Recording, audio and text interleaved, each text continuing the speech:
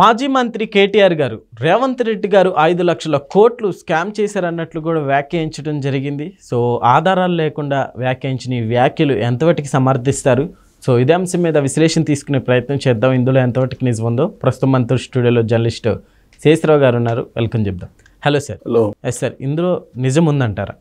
అందరికీ ఆశ్చర్యంగా ఉంది. ఎస్, కేటీఆర్ గారు మాజీ మంత్రి హోదాలో ప్రెస్ మీట్ పెట్టి ఆయన చెప్పింది ఏంటంటే రేవంత్ రెడ్డి గారు 5 లక్షల కోట్లు స్కామ్కి పాల్పడ్డారని చెప్పారు. దానికి ఏమైనా ఆధారం ఉందా ఎక్కడన్నా అని అంటే ఎక్కడ ఆధారం లేదు. ఈ విషయాన్ని శ్రీధర్ బాబు గారు చెప్తున్నారు. మంత్రి శ్రీధర్ బాబు గారు ప్రెస్ మీట్ పెట్టి కొద్దిసేపటి క్రితం ఏంటి ఆధారం నీ దగ్గర 5 లక్షల కోట్ల రూపాయలు తీసుకున్నారని చెప్పి అంటున్నారు కదా, ఏంటి ఆధారం ఎక్కడుంటే చూపించండి అని అడుగుతున్నారు. జనరల్గా ఏంటంటే కొన్ని నమ్మశక్యంగా అనేటువంటి ఆరోపణలు. 5 లక్షల కోట్ల రూపాయలు రేవంత్ రెడ్డి గారు తీసుకుంటున్నారంటే ఏమన్నా నమ్మేటువంటి ఆరోపణ అది కాదు కదా. ఇప్పుడు ఫామ్ హౌస్ హరీష్ రావు గారికి ఉందంటే నమ్ముతారు, కేటీఆర్ గారికి ఉందంటే నమ్ముతారు, కేసీఆర్ గారికి ఉందంటే నమ్ముతారు, నిరంజన్ రెడ్డికి ఉందంటే నమ్ముతారు, లేదా బీఆర్ఎస్ పార్టీ వాళ్ళకి ఉందంటే నమ్ముతారు. ఎందుకు 10 సంవత్సరాల పాటు వాళ్ళు ఉన్నారు, ప్లస్ దానికి సంబంధించిన ఆధారాలు రేవంత్ రెడ్డి గారు బయట పెట్టారు డ్రోన్ కెమెరాస్ ద్వారా, కాబట్టి నమ్మే అవకాశం ఉంది.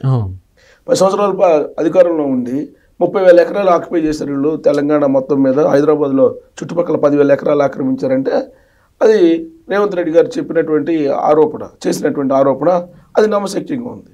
ఎందుకంటే హైదరాబాద్ చుట్టూరు ఏ విధంగా హైరైజ్ బిల్డింగ్స్ వస్తున్నాయో, అవి ఎక్కడ వస్తున్నాయో, ఎక్కడెక్కడ వేల వేయించారు, ఎక్కడెక్కడ హైప్ క్రియేట్ చేశారు, వేల వేయించి, ఇవన్నీ కూడా తెలంగాణ సమాజానికి తెలిసినటువంటి అంశాలు. కానీ ఇప్పుడు 5 లక్షల కోట్ల రూపాయలు రేవంత్ రెడ్డి గారు తీసుకున్నారని అంటే అది ఎంతవరకు నిజమని ఆలోచిస్తుంది తెలంగాణ సమాజం. ఎందుకనంటే ఇప్పుడు 5 లక్షల కోట్లు ఎక్కడి నుంచి వస్తాయని చెప్పి ఎస్టిమేట్ చేస్తున్నారంటే కేటీఆర్ గారు దాదాపు 25-30 సంవత్సరాల క్రితం ఆ రోజు ఉమ్మడి ఆంధ్రప్రదేశ్ ఉన్నప్పుడు భూములు కేటాయించారు కంపెనీలకి. అప్పుడు చంద్రబాబు నాయుడు గారు ఉమ్మడి ఆంధ్రప్రదేశ్లో ఉన్నారు, ఆయన కేటాయించారు. ఆ తర్వాత రాజశేఖర రెడ్డి గారు కేటాయించారు. చేర్జలో ఉన్నాయి కొన్ని. హైదరాబాద్లో ప్రత్యేకించి సనత్ నగర్ కానీ బాలానగర్ కానీ ఇవి కొన్ని ఇండస్ట్రీ ఏరియాస్ ఉన్నాయి. ఈ ఇండస్ట్రీ ఏరియాస్లో భూములు కేటాయించారు. అప్పుడు భూములు కేటాయించి ఆ లీజ్కి ఇస్తారు. జనరల్గా ఒప్పందం దూరంగానే అవుట్రేట్గా భూములు ఎవరు లీజ్కి ఇస్తారు. 30 సంవత్సరాలు 25 సంవత్సరాలు అట్లా డిపెండింగ్ ఆన్ నెగోషియేషన్స్ మీద 25 నుంచి 30 సంవత్సరాలు అగ్రిమెంట్ కుదుర్చుకొని ఇస్తారు. ఇప్పుడు ఆ అగ్రిమెంట్ టైం అయిపోయింది, లీజ్ టైం అయిపోయింది. లీజ్ టైం అయిపోయినప్పుడు ప్రభుత్వాలు ఏం చేస్తాయి, అక్కడ ఒప్పందం ప్రకారం కంపెనీలు నడుస్తున్నాయా లేదా అనేది పరిశీలిస్తాయి. ఒకవేళ కంపెనీ ఒప్పందం ప్రకారం నడుస్తున్నా, అక్కడ ఉద్యోగులకు ఎంప్లాయ్మెంట్ ఇస్తున్నా, వాళ్ళని ఆటోమేటిక్గా అది రెన్యువల్ అవుతుంది, లీజ్ రెన్యువల్ చేస్తారు. లేదు నడవటం లేదు, ఒప్పందాల ప్రకారం వాళ్ళు ఉపాధి అవకాశాలు కల్పించట్లేదు, ఆ భూములు తీసుకుంటారు, వెనక్కి తీసుకుంటారు, గవర్నమెంట్ వెనక్కి తీసుకుంటుంది. ఒప్పందాల ప్రకారం వాళ్ళు నడవట్లేదు కాబట్టి. సో ఇవన్నీ కూడా ఇప్పుడు అన్నపూర్ణ స్టూడియో ఉంది, లేదా పద్మాలయ స్టూడియో ఉంది, ఈ స్టూడియోలు ఉన్నాయి, చాలా స్టూడియోలు. ఈ స్టూడియోలకి ఏంటి అప్పట్లో భూములు ఇచ్చారు స్టూడియోలు కట్టుకోవడానికి, అది లీజ్ ప్రాతిపదికన ఇచ్చారు. ఇప్పుడు ఆ స్టూడియోల్లో కొంత రియల్ ఎస్టేట్ వ్యాపారం చేస్తున్నారు. ఆ పర్మిషన్లు ఎవరు ఇచ్చారు? గతంలో ఉండేటువంటి బీఆర్ఎస్ పార్టీ పర్మిషన్స్ ఇచ్చిందని చెప్పి కాంగ్రెస్ పార్టీ చెప్తుంది. మరి ఇప్పుడు ఈ ఇండస్ట్రీ కొన్ని క్లస్టర్స్ ఉన్నాయి, ఇండస్ట్రీ క్లస్టర్స్. ఈ క్లస్టర్స్ పరిధిలో అనేక కంపెనీలు రన్ అవుతున్నాయి. వాళ్ళకి లీజు ప్రాతిపదికన ఇచ్చారు.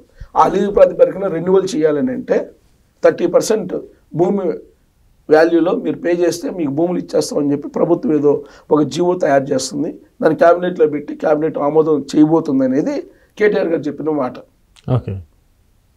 30% ఆ భూమి వాల్యూలో 30% అని.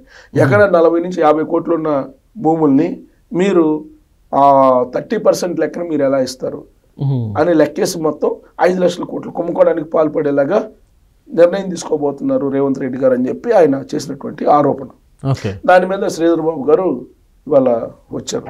వాళ్ళు వచ్చి ప్రెస్ మీట్ పెట్టి ఆయనే ఉంటున్నారు, అసలు జీవోనే లేదు, క్యాబినెట్లో అసలు చర్చే జరగలేదు, అయినా కానీ రాబోయేటువంటి రోజుల్లో జీవో ఇచ్చి క్యాబినెట్లో ప్రస్తావించి ఆ ద్వారా జీవో ఇస్తారని చెప్పి మీరు ఎలా చెప్తున్నారు అని చెప్పి అడుగుతున్నటువంటి క్రమంలో అక్కడ ఉన్నటువంటి జర్నలిస్టులు ఏమన్నారు, అసలు ఈ ఇన్ఫర్మేషన్ ఎలా వెళ్ళింది మీ ప్రతిపక్షానికి అని చెప్పి అడిగితే అప్పుడు శ్రీధర్ బాబు గారు అనుమానం వ్యక్తం చేశారు. అసలు ఈ జీవో రహస్యంగా ఉన్నటువంటి జీవోలు ఎప్పుడు కూడా రహస్యంగానే ఉంటాయి, ఎప్పుడు విడుదల చేసేంత వరకు కూడా. అవి డ్రాఫ్టింగ్ స్టేజ్లో ఉన్నప్పుడు బయటికి రావు. Yes sir. డ్రాఫ్టింగ్ స్టేజ్లో ఉన్నప్పుడు బయటకు రాకూడదు కూడా.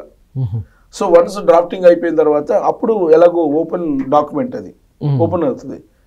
కానీ ఇప్పుడు ఏమవుతుంది, డ్రాఫ్టింగ్ రూపంలో ఉన్నటువంటి లేదా డ్రాఫ్టింగ్ చేయాల్సిన టైంలో ఆ జీవోకి సంబంధించిన వివరాలు కేటీఆర్ గారి దగ్గరికి వచ్చినాయి.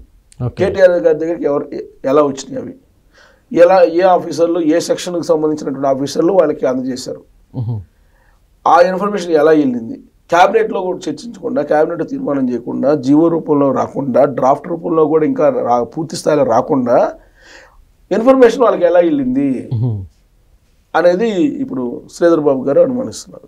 దాని మీద చెక్ చేస్తాము, దానికి బాధ్యులైనటువంటి వాళ్ళని చర్య తీసుకుంటా ఉన్నారు. జనరల్గా ఏంటంటే ప్రభుత్వంలో ఉండేటువంటి వాళ్ళల్లో కొంతమంది ప్రతిపక్షానికి కూడా అనుకూలంగా ఉండేటువంటి వాళ్ళు ఉంటారు. అధికార యంత్రాంగంలో కొంతమంది కాంగ్రెస్ పార్టీని ఇష్టపడే వాళ్ళు ఉంటారు, మరి కొంతమంది బీజేపీని ఇష్టపడే వాళ్ళు ఉంటారు, కొంతమంది బీఆర్ఎస్ పార్టీని ఇష్టపడే వాళ్ళు ఉంటారు. అలాగే వ్యక్తిగతమైనటువంటి పరిచయాలు ఉండేటువంటి అధికారులు ఉంటారు. ఎందుకంటే సుదీర్ఘకాలం పాటు వాళ్ళు తెలంగాణలో అధికారంలో ఉన్నారు, Kallagonda family, BRS party. So ఆ క్రమంలో వాళ్ళకి అనుయాయులుగా ఉండేటువంటి వాళ్ళంటే అభిమానించేటువంటి ఉద్యోగులు ఉంటారు. సో వాళ్ళు ఉప్పందించుంటారు. ఓకే.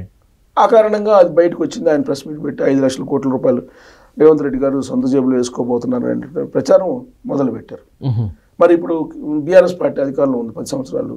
మరి ఇండస్ట్రీస్లకి వచ్చినటువంటి కంపెనీలకి భూములు కేటాయించారు కదా, తక్కువ రేటుగా ఇచ్చారు కదా, తక్కువ రేటుగా పప్పు బెల్లలాగా పనిచేస్తారు కదా. ఈవెన్ చంద్రబాబు నాయుడు గారు అంటే ఉమ్మడి ఆంధ్రప్రదేశ్లో ఇనీషియల్ స్టేజ్లో కంపెనీలు ఏమీ రానటువంటి స్టేజ్లో కంపెనీలను ఆకర్షించడానికి భూములు ఇచ్చారని చెప్పేసి అనుకుందాం. కానీ వన్స్ హైదరాబాద్ ఇవాళ హాట్ కేక్ అయిన తర్వాత కూడా ఇప్పుడు ఇండస్ట్రియలిస్టులకి భూములు ఇచ్చి పిలవాల్సినటువంటి పరిస్థితి, అనివార్యత లేదు. కొత్త రాష్ట్రానికో లేదంటే డెవలప్మెంట్ కాని ప్రాంతానికి అయితే వాళ్ళని ఆకర్షించడానికి బెనిఫిట్స్ ఇస్తారు. ఇవాళ బెనిఫిట్స్ ఇవ్వాల్సిన అవసరం కూడా లేదు. మరి 10 సంవత్సరాల పాటు 2014 నుంచి 2023 దాకా ఎన్ని కంపెనీలకి ఎన్ని రకాల మీరు భూములు కేటాయించారు అనేది ఇప్పుడు కాంగ్రెస్ పార్టీ వాళ్ళు అడుగుతున్నారు. ఓకే. సో ఇదంతా కూడా ఒప్పందాలు, లీజులకు సంబంధించినటువంటి రివ్యూ చేస్తున్నారు, ఎన్హాన్స్ చేయబోతున్నారు. మార్కెట్ వాల్యూలో 30% వాళ్ళకి 30% రేట్కి ఇచ్చేలాగా నిర్ణయం తీసుకోబోతుంది ఈ ప్రభుత్వం అని చెప్పేసి వస్తున్నటువంటి న్యూస్. దాన్ని బేస్ చేసుకుని ఆయన 5 లక్షల కోట్లు కొమ్ముకోవడం అని అంటున్నాడు. ఓకే. దాన్ని ఎలా చేయాలి ఏంటి అనేది క్యాబినెట్లో నిర్ణయిస్తారు. క్యాబినెట్లో నిర్ణయించుకుని ఏ నిర్ణయం తీసుకోరు. కాకపోతే ఈ ఆరోపణ ఏదైతే ఉందో ఇది పబ్లిక్లోకి చాలా స్పీడ్గా వెళ్ళిపోయింది. ఎవరు 5 లక్షల కోట్లు ఎలా సాధ్యం అని చెప్పి అంటలా. ఎందుకనంటే కల్లగొండ ఫ్యామిలీ 2014 నుంచి 2023 వరకు ఏం చేసిందో భూముల విషయంలో ధరణి పోట్లు పెట్టి అనేది కాంగ్రెస్ పార్టీ వాళ్ళు పదే తెలంగాణ సమాజాన్ని చెప్తున్నారు. అవన్నీ చూసిన తర్వాత ఇప్పుడు ఓ పెద్ద హాట్ టాపిక్ ఏంటంటే ఈ 5 లక్షల కోట్ల రూపాయలు వాళ్ళు వచ్చినా వీళ్ళు వచ్చినా ఎవరు వచ్చినా తెలంగాణ సంపదని దోచేసుకుంటున్నారు అనేటువంటి చర్చ అయితే జరుగుతుంది. కాబట్టి ఇవి రెన్యువల్ ఎలా చేస్తారు ఏంటి అనేది మాత్రం మనం వేచి చూడాలి. Okay sir, thank you.